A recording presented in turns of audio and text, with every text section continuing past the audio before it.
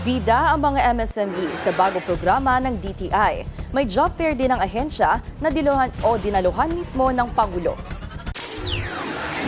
Ililunsad ang trabaho at negosyo, isang programang layan palawakin ang micro, small and medium enterprises o MSMEs at palakihin ang workforce ng bansa. Ayon kay Trade and Industry Secretary Cristina Roque, 64% ng labor force ng Pilipinas ay MSMEs, kaya mahalagang pagtuunan ito ng pansin dahil sa laki ng epekto nito sa ekonomiya ng bansa. At the DTI, we believe that opportunity should be available to all, especially to the micro, small, and medium enterprises, which comprises 99.5% of the business establishment, 64% of the labor force, and 62% of that is women. This is a sector that we definitely cannot ignore.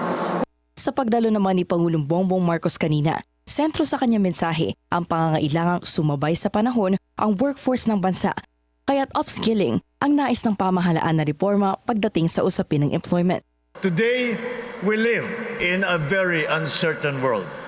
What many of us have studied and developed a decade or even just a couple of years ago are sometimes we find no longer relevant.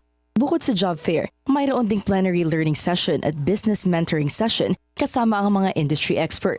Moderator din sa trabaho at negosyo ang Billionaire News Channel anchor and Geron and Travel and Tours CEO na si Chal Lontoc del Rosario.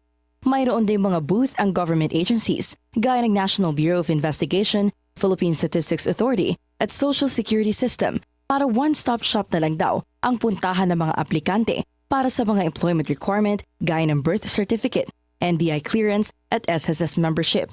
Si Micaela Prospero, first-time job seeker, iginagalak ang pagkakaroon ng one-stop shop government requirements area at dami ng mga kumpanyang nag-o-offer ng vacancy.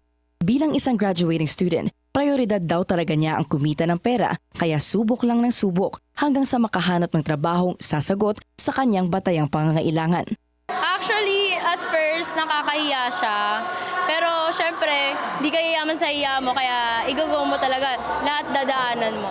Ayon sa Go Negosyo Organization, nais bitbitin ng Pilipinas ang mga MSME sa chairship nito sa ASEAN ngayong taon.